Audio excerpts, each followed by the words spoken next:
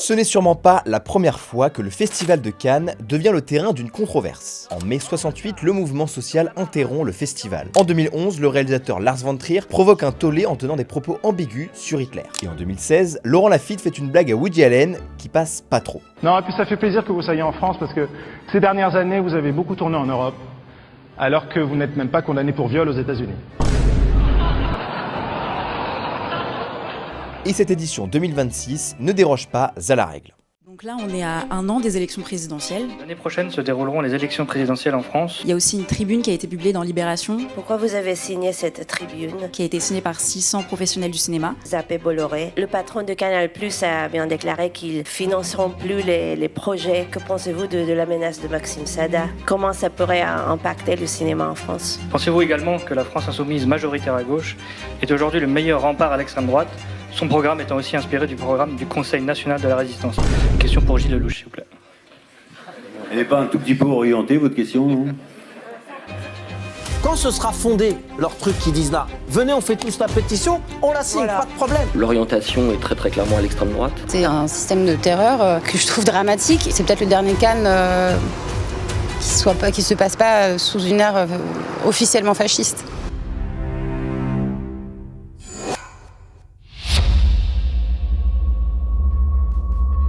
Si vous aimez notre contenu, qu'on fasse du terrain, des interviews, des vidéos de décryptage, n'hésitez pas à vous abonner, ça contribue à renforcer significativement le référencement de nos contenus. Je parle comme Raphaël Quenard. Désolé d'interrompre comme ça à brûle pour point, c'est pas correct, j'en ai conscience. À l'occasion de la 79e édition du Festival de Cannes, le journal Libération permet au collectif Zappé Bolloré de rédiger une tribune qui sera signée par 600 personnes présentées comme des professionnels du cinéma. L'idée est de dénoncer la possible emprise idéologique de Vincent Bolloré sur le cinéma français. J'ai bien dit la possible emprise idéologique parce que si on lit en détail le contenu de cette tribune, qu'est-ce qu'on remarque ? Déjà, ce qui semble le plus les inquiéter, c'est l'acquisition par le groupe Canal+ de 34% du capital d'UGC, un réseau de salles de cinéma assez grand, avec comme projet d'en posséder la totalité en 2028. Moi, ce qui me frappe surtout quand je lis cette tribune, c'est qu'elle critique quelque chose qui n'est pas encore arrivé, qui selon leur estimation va arriver. Donc un truc qui n'existe pas, quoi. Sauf que ça n'existe pas, monsieur Attali. Il s'agit, je cite, d'une uniformisation des films et une prise de contrôle fasciste sur l'imaginaire collectif. Quasiment le nazisme. Le raisonnement est simple, étant donné que Bolloré ne cache pas, selon eux, qu'il mène un projet civilisationnel à travers ses chaînes de télé comme CNews ou ses maisons d'édition, pourquoi se priverait-il concernant le cinéma? Bien, disons que pour l'instant, la fameuse mainmise idéologique se voit pas trop. Et ils le reconnaissent car rappellent que cette mainmise est pour l'instant discrète, mais attention, ça ne durera pas. Fais gaffe, jetez un œil, hein. Autre question importante, qui sont ces fameux 600 professionnels du cinéma qui ont signé cette tribune? On peut citer certains comédiens connus pour leur engagement à gauche, Yolande Moreau, Juliette Binoche ou encore Anna Mouglalis, et un peu à la manière de Louis Boyard qui consiste à cracher sur la main qui le nourrit. Toi, tu devrais pas cracher sur la main qui t'a nourri parce que c'est moi qui t'ai nourri. Certains dénoncent Canal+, tout en lui devant une partie de leur réussite. Blanche Gardin ayant été révélée par le Jamel Comedy Club et la série télévisée Working Girl, les deux étant diffusés sur Canal+. Jean-Pascal Zadi, connu pour son film Tout simplement noir, là aussi.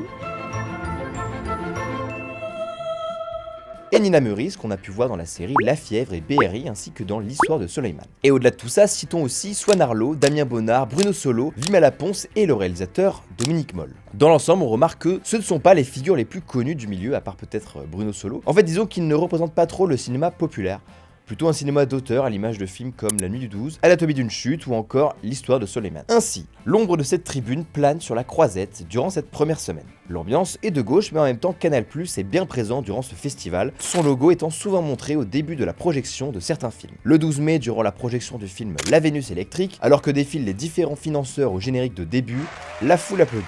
Et au moment où arrive le logo Canal, un silence glacial. Le samedi 16 mai, en fin de journée, à la projection du film de Rodrigo Sorogoyen L'être aimé avec Javier Bardem, le logo Canal a été hué et sifflé dans la salle, selon France 3 Côte d'Azur. Le même jour, à la séance de minuit pour le nouveau film de Quentin Dupieux, un spectateur crie ça.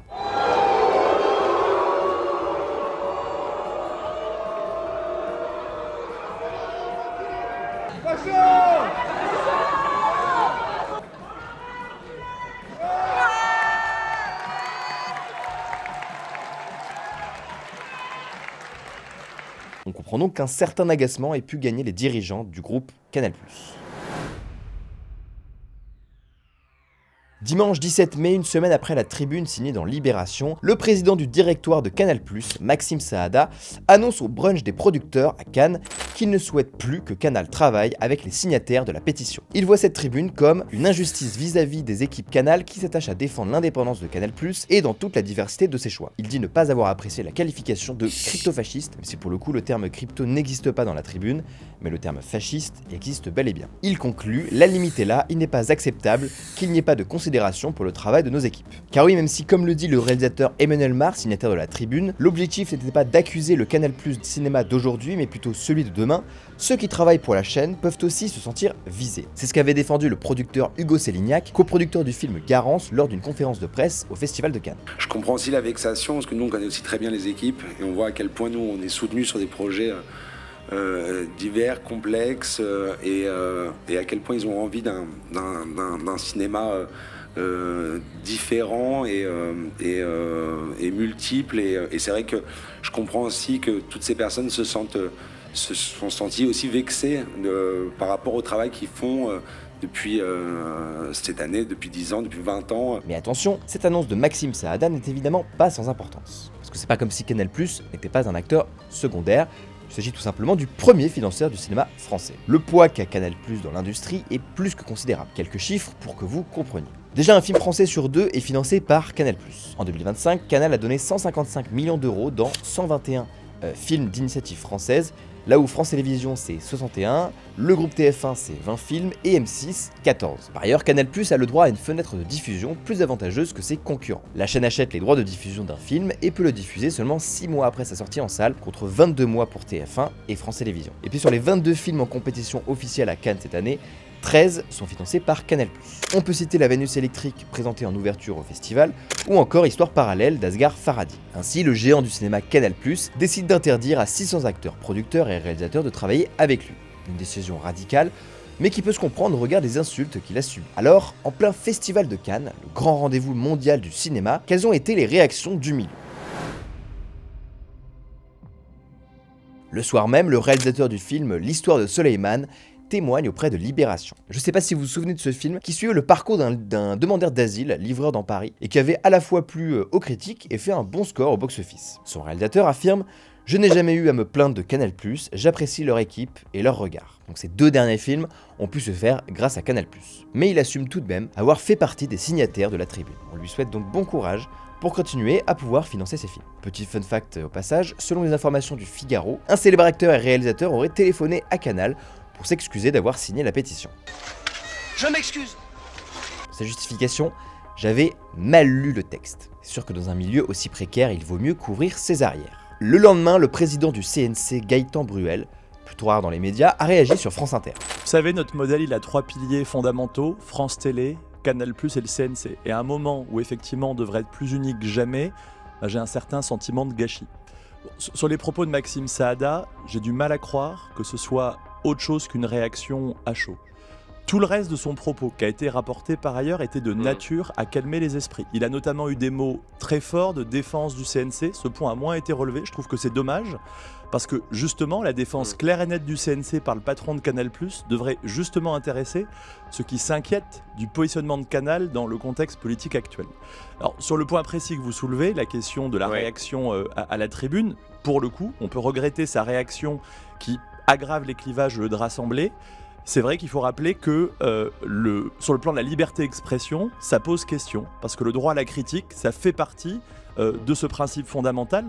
Et à nouveau, on peut être d'autant plus surpris de cette réaction que Canal, jusqu'à présent, a toujours fait honneur à ce principe en soutenant tous les cinéastes. Dominique Moll pour Dossier 137, Boris Lochkin, Histoire de Soleiman, c'est Canal, il faut le rappeler. L'Histoire de Soleiman n'étant pas le seul film de gauche financé par Canal, le cinéma de Dominique Moll semble aussi pencher d'un côté, ce qui ne l'empêche pas d'être assez bon, ni de signer la tribune contre ceux qui l'ont financé. Toi, tu devrais pas te cracher sur la main qui t'a nourri, parce que c'est moi qui t'ai nourri. Alors globalement, le fait d'invoquer une réaction à chaud, ça ressemble à d'autres commentaires qui ont été faits là durant cette édition du Festival de Cannes. C'est des réactions aussi à chaud sur C'est des réactions pour faire peur, c'est peut-être des choses intimidantes. Ici, il s'agit de l'actrice Sarah Giraudot, présentée à Cannes pour le film Garance, réalisé par Jeanne Henry. Le film a été distribué par Studio Canal, donc logiquement les journalistes ne les ont pas loupés. Le patron de Canal+ a bien déclaré qu'ils financeront plus les projets par les signatoires de cette tribune sur Libération sur Vincent Bolloré. Quelle est votre réaction? Est-ce que que pensez-vous de cette menace? Comment ça pourrait impacter le cinéma en France? La réalisatrice avoue avoir toujours été aidée par Canal. Comme réalisatrice, il se trouve que le groupe Canal est très important dans ma vie professionnelle. Depuis le début, j'ai été toujours soutenue par Canal+ et distribuée par Studio Canal. C'est des gens qui m'ont suivie dans tous mes projets, qui ont suivi tous les virages, tous les sujets que je voulais aborder. Et qui m'ont permis toujours de faire les films que j'avais envie de faire, à moi, à mes producteurs. Donc c'est ça la réalité aujourd'hui de ce qui se passe pour ceux qui travaillent avec Canal+ et Studio Canal. En tout cas, moi, je peux témoigner de ça. Du côté du producteur Alain Attal, la position est neutre avec des mots forts. Je crois qu'on est face à un formidable gâchis, une réaction sûrement à chaud. Je crois que cette réaction à chaud n'a absolument, à mon avis, n'est absolument pas justifiée. Et en même temps, on est emmerdé parce qu'on a une formidable maison qui soutient la diversité. Souleymane ne serait pas fait sans Canal. Le dossier 137 l'année dernière ne serait pas fait sans Canal. Enfin... La défense de Canal+ se fait plus explicite du côté de l'équipe de La Vénus Électrique et son réalisateur Pierre Savadori. La façon dont on fonctionne avec Canal+ depuis très longtemps, c'est assez simple. Canal+ a une obligation d'investir dans le cinéma. Cette obligation et ces obligations, elles sont encadrées, c'est-à-dire que y a des clauses de diversité, il y a des clauses de volume et il y a une garantie d'indépendance. Et si vous voulez du encore plus explicite, Dominique Farrugia s'est exprimé sur X en apportant son soutien à Maxime Saada. Pour ceux qui se rappellent pas trop, Dominique Farrugia, c'est ça. Non, c'est parce que quand je suis content, je vomis. Et là, je suis hyper content. Même son de cloche pour Mathieu Kassovitz, le réalisateur du film La Haine. En tant que cinéaste, pour l'instant, je pense qu'aucun cinéaste n'a été censuré pour financer ses films par Canal+. Je pense que Canal+ fait bien son boulot pour l'instant et qu'on devra gueuler quand Canal+ ne fera pas bien son boulot. Mais pour l'instant, ils le font très bien. Voilà le premier exemple d'un acteur classé clairement à gauche, qui n'a pas l'air d'être très d'accord avec la tribune. Pour rappel, on a aussi la Société des réalisateurs français, qui est aussi un organisme classé à gauche, et qui n'a pas signé la tribune. D'ailleurs, la présidente du bureau des longs métrages au SPI a jugé la tribune inappropriée dans le contexte actuel. Selon elle, les signataires crient avant d'avoir mal. Et Neymar qui va rester au sol, on s'en fiche, on a l'habitude avec ce joueur. Son cinéma, on le connaît. Voilà, il s'est relevé direct, Neymar, comme par hasard, il court comme un lapin, le Neymar. Dans la salle, durant la conférence de presse du film La Vénus Électrique, une certaine Vima Laponce est signataire de la tribune anti-Bolloré et elle ne réagira pas. Enfin, elle préfère faire des blagues assez moyennes, quoi. Vimala me donne un pont magnifique.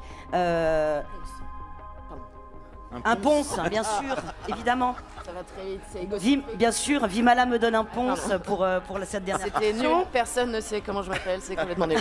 Ouais, c'est nul. C'est pas bien. J'ai bien aimé le...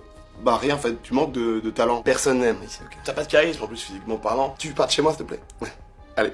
Chez ceux qui ont critiqué la tribune, nous pouvons aussi citer le maire de Cannes, David Lisnard. Je pense qu'il faut quand même être sacrément de mauvaise foi et masochiste pour mordre la main qui vous nourrit sans vous demander de contrepartie idéologique. Parce que autant on peut être offusqué ou pas des lignes éditoriales de CNews, etc. Mais dans le cinéma, Canal+ est le premier financeur en volume financier. Et tout le monde reconnaît qu'il n'y a aucune ingérence sur les films projetés. En fait, comme ça a été expliqué dans un papier du Figaro, après cette décision, Maxime Saada s'est presque attiré le soutien du monde du cinéma sur la croisette. Plusieurs producteurs ont par exemple déclaré que peut-être qu'un jour, il faudra s'inquiéter de l'emprise de Bolloré, mais pour l'instant, c'est pas trop d'actualité. Pas grand monde n'a constaté la fameuse uniformisation des films et de prise de contrôle fasciste sur l'imaginaire collectif de Canal+. Dans les colonnes du Monde, l'agente de Swan Arlo et Charles Berling semblent regretter que ses clients aient signé la pétition. la tribune mélangeait tout selon elle. Bon, finalement, la position que porte Philippe Martin, le producteur de La Vénus électrique, est assez intéressante. Cette crainte d'une emprise de Bolloré, elle est très d'actualité et c'est vrai qu'elle a résonné dans l'édition d'une façon assez spectaculaire, mais c'est pas ce qui se passe dans le cinéma. C'est-à-dire qu'en ce moment, dans le cinéma, mes interlocuteurs sont les mêmes que ceux que j'avais avant que Bolloré arrive à Canal+. À la limite, dans les médias de Bolloré, on peut reconnaître qu'il y a une ligne. Et comme le dit Zoé Vitok, la coprésidente de la Société des réalisateurs et réalisatrices de films, le parallèle avec Grasset ne tient pas. Chez Grasset, les auteurs n'ont qu'un interlocuteur. Dans le cinéma, Canal+ est un financier parmi d'autres, et cette diversité de guichets préserve la liberté de création. Pour l'instant, pas beaucoup d'exemples montrent que Vincent Bolloré ait imposé une quelconque ligne idéologique sur les films financés. Le seul exemple brandi par tous ses détracteurs, c'est le cas Grâce à Dieu. Ce film dénonçant la pédophilie dans l'église n'aurait pas reçu la participation financière de Canal+, sur ordre de Vincent Bolloré en personne. L'info vient de Mediapart, le Nouvel Obs, des médias qui n'aiment pas trop le milliardaire. Beaucoup de films de sensibilité plutôt de gauche ou progressiste ont été financés de près ou de loin par Canal. Parmi eux, on peut citer Les Misérables, 120 battements par minute, Portrait de la jeune fille en feu ou encore Goliath. Puis parmi les films qu'on pourrait considérer comme de droite, Bac Nord. Tu sais rien des quartiers nord. T'as jamais foutu les pieds là-bas. T'es qu'un connard derrière ton bureau. En fait, qu'est-ce que révèle cette polémique? Eh bien une contradiction assez intéressante. Le milieu du cinéma penche clairement à gauche, s'inquiète donc logiquement de l'influence de Vincent Bolloré. Mais en même temps, ce milieu dépend clairement de Bolloré. Car non seulement Canal finance le cinéma, mais pourrait presque le sauver. Beaucoup de gens considèrent par exemple qu'il aide les salles de cinéma à perdurer en ayant UGC. Dans un contexte où le cinéma n'est pas en grande forme, je pense qu'on a plutôt besoin de Canal+. Mais surtout, je pense vraiment pas qu'on ait besoin de ce genre de polémique. Donc je pense qu'il y a une forme d'injustice ressentie de la part de Canal+. Par contre, je pense qu'on est dans un pays où chacun a le droit de s'exprimer, notamment de signer des pétitions. Donc c'est deux injustices qui s'additionnent, donc effectivement c'est un gâchis.